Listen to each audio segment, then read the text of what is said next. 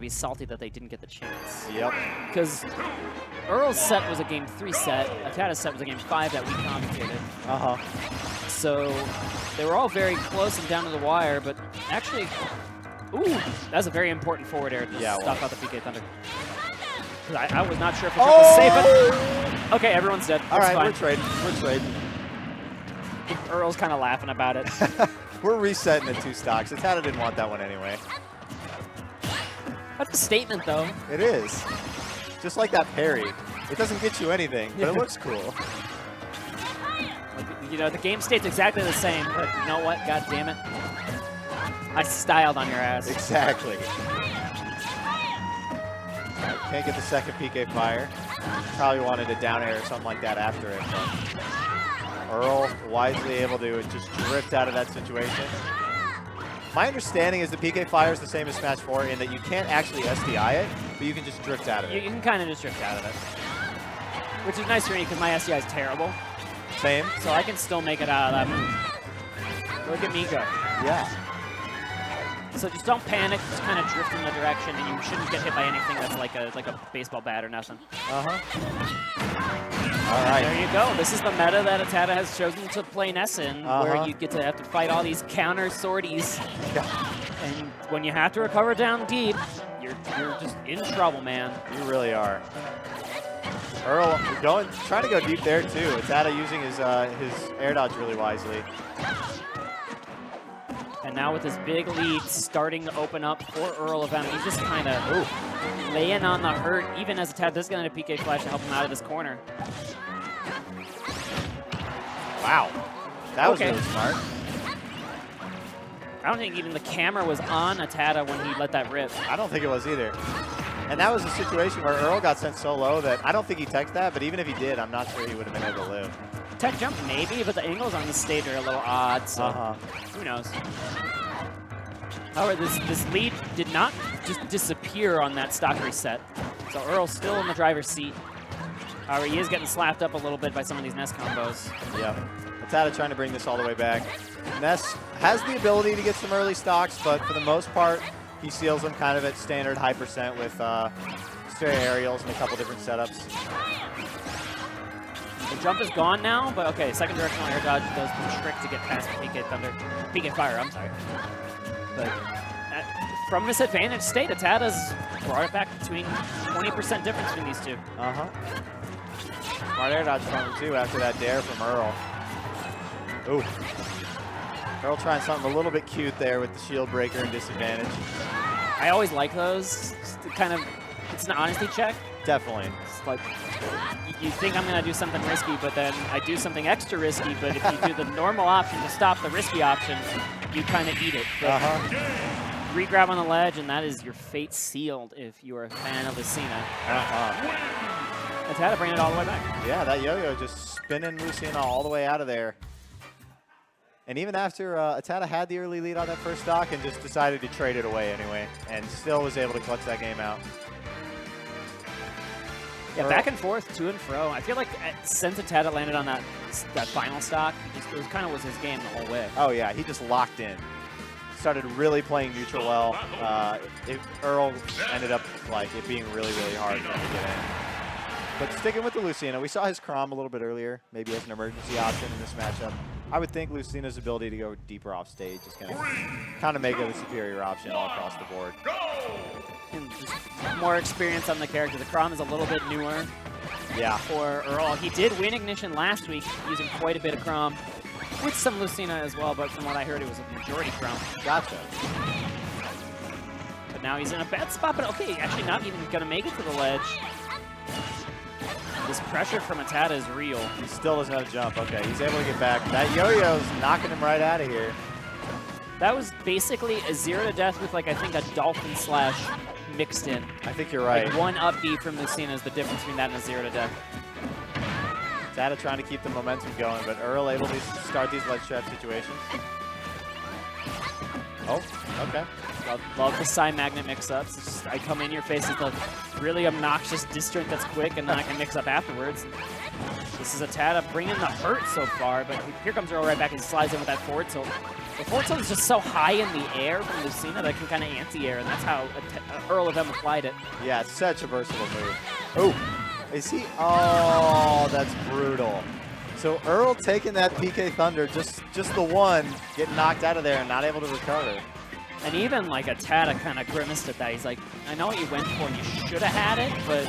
Oh, is he dead? Okay, he's not dead again. Trying to reset the advantage state is Earl, but now Smash Bros. Platform really paying dividends for ATATA, even though this is Earl's counter pick. And he's moving and grooving, trying to make us 2-stock happen in game 2. He's even going off stage. He's really feeling it right now, trying to edge guard the Lucina. It's a dangerous game to be playing as Ness. Oh, okay.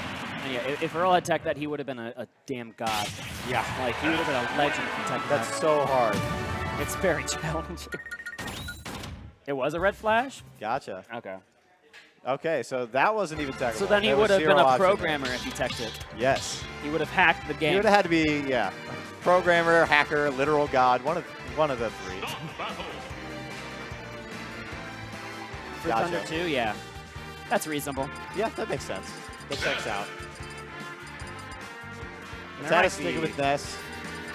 There might be a character swap in this 2-0 hole for EarlofM as he's thinking about it. Pull out the Ken. I would have popped off. It's not a good matchup, but I still would have popped off. That was a bad matchup in Smash 4. Yes. That was a real bad matchup in Smash 4. Oh, and we're even back on Smashville. As Chrom has no resources, actually burns them all to make it back except for the up B. Does have a little bit better drift than Lucina, so that air dodge becomes a little bit more reliable of a recovery option, but that's not really what you want to be wagering your life on. Versus Ness, no. Ness can cover those air dodges with ease. All kinds of lasting hitboxes just stick out there. Does have a very strong ledge trapping game, though. And that's what Earl's going to have to rely on, because again, he can't dip low for any of those crazy gimps. He doesn't have the range on the recovery that Lucina does. So far, he's kind of been preemptive on all these ledge traps. The delays from ATATA have been excellent on all these recoveries. Definitely. ATATA really good at using all of his recovery tools to just mix you up. However, that is still a lead for EarlofM as he's kind of clawed his way in. He hasn't been able to land like a big killing blow, but okay, even ATATA just kind of giving up the ghost on that recovery. Just tag him with the PK Thunder 1, just a little bit of extra damage. That's the recovery you call a D+. Yeah.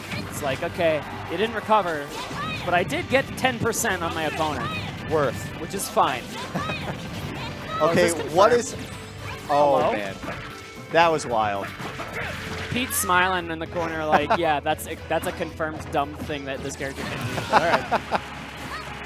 And that back throw, 180, also a confirmed dumb thing that Ness is easily going to kill you for. On you kill him? Okay. Oh, okay. Speaking of just, this is just dumb things. It is. There's dumb things everywhere happening right now. Now Pete's got a gun to his head because Ness just died at 20%. And 20% was late. Yeah. Yeah, that was after hit.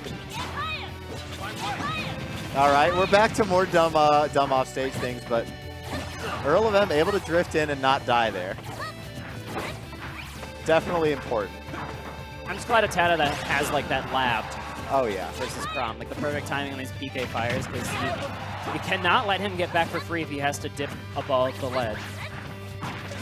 Yeah, definitely a big weakness of Chrom's, and one that it's kind of necessary for you to exploit for you to have a chance. It's like the most important thing about this matchup as any other character, especially a character that doesn't do just strength, but it doesn't matter. Yep. Because how low can you go once again? We're going deep out there. Able to take a game, so the Chrom switch paying off for him. He's on the board. Pete's pissed. That Chrom was, and I don't mean to say this as like a disparaging thing about EarlofM's Chrom. It's nothing fancy. Yeah. Like he's just playing so fun. Like that's what Lucina is also nothing fancy. So plays so fundamentally good, and I can find these hits with the disjoint that the disjoint allows me to get. that kill you. It's just now it's even stronger. I can go off and back air you at 65, 70, and you'll die every time. And it's, you use that speed, you use that drift, and you can overwhelm someone, especially someone without a good disjointed game like Ness. Definitely. Got a brief Ganon. Okay, ATATA just moused Ganondorf, and I gotta know, I gotta know what was going on in his mind, but no, it's Ness. It's Ness all the way. I also have to imagine Ganon Chrom is awful. Maybe not, though. Maybe, I don't know. I don't play Ganon. Now, ATATA was the master of Smashville and Smash 4 with the 0 to death game. Oh, yeah. That moving platform. And that opening that ATATA relies on in this game, which he does like a double jump, he does like a full hop side magnet PK thunder or PK fire lightning bolt downwards. Oh yeah. That's open because of the way the platform drifts in at the start. And it's just like a kind of cheeky thing he does with this character. That so far it's worked out 2 out of 2 times versus EarlofM in this Smashville pick. Gotcha. No PK fire that time. Yeah, he was just unfortunately too close to it. You gotta respect the hitbox. For sure. The last thing you want is for that situation to get reversed. Right. And using that tail, I love it. The tail into the ball at the end of it, trying to get yourself some max damage. EarlofM chilling at 152. Doesn't have a jump. Okay. Is he dead? Yes, absolutely. Very dead. 170 across the stage. Ooh. ATATA rolled behind that charged forward smash from EarlofM and was pixels away from just getting vaporized. That air dodge is so big. Every single time I see it, it surprises me. I was like, okay, he's going to have to PK Thunder, and this might be an opportunity for Earl. But doesn't matter, dude. Doesn't matter. It's hard to play against, too, because you see it and you're like, okay, he has to PK Thunder, too, so you drop down to try to contest it. Then he air dodges up, and now he's ledge trapping you. But EarlofM able to seal out that stock with the back air, so ATATA both on 2 stocks, both at pretty low percent. Earl trying to even that out here. This is now ATATA's time to shine as he gets a fair, and that's the resource burn. Oh, sour spot, knocking him onto the middle of the stage. Unfortunate for ATATA. That feels really bad. That feels terrible. Because ATATA had it. He had it, and then he just didn't. He didn't have it, and that's why you see the PK Thunders, I suppose. Yeah. Or the PK Fires instead. But it doesn't feel quite as bad because he didn't get hit in between doing that and sealing the stock out. Yeah, that's a good thing for ATATA as he tries to get, again, a run back with Jimbo Slice in Losers Finals. That is what is on the line for both of these gentlemen. All right, Earl trying to set up this ledge trap, trying to keep ATATA there for the entirety of this stock, but ATATA fights his way out with that PK Fire. I love the crossing up. Like, he waits for the spot dodge or just the shield and then is able to apply a back air on the cross up with the jump across. It's really slick. Or you can do falling up air and be even safer. There's just so much that Chrom can do out of that short hop.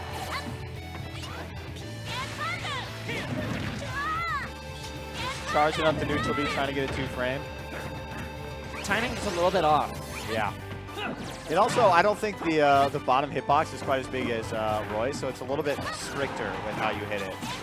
It's definitely not as big as Ike's. Yeah. That's the biggest one of the 3. Oh. Earl swinging for the fences. Hitting nothing but air right now.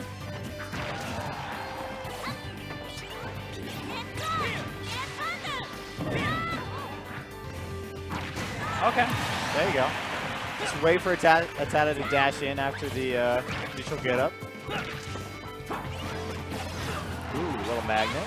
Earl's off stage. Gets hit by the tail and the ball. Round 2. This is a tough spot to be in. We'll see. Okay, the PK Fire a little bit mistimed. Now Chrom is back. ATATA really wanted a neutral get up or a get up attack, but that's probably enough. So that trade is going to do it. ATATA is going to seal that out 3-1 to set up a rematch with Jimbo Slice. Got to find another sortie, and that one was very, very close last time. So I'm excited to see how that run back goes. I would like to see Earl versus Jimbo too, but not this time. We'll have to commentate that next week. Yep. I'm sure he'll be back for more. Oh, yeah.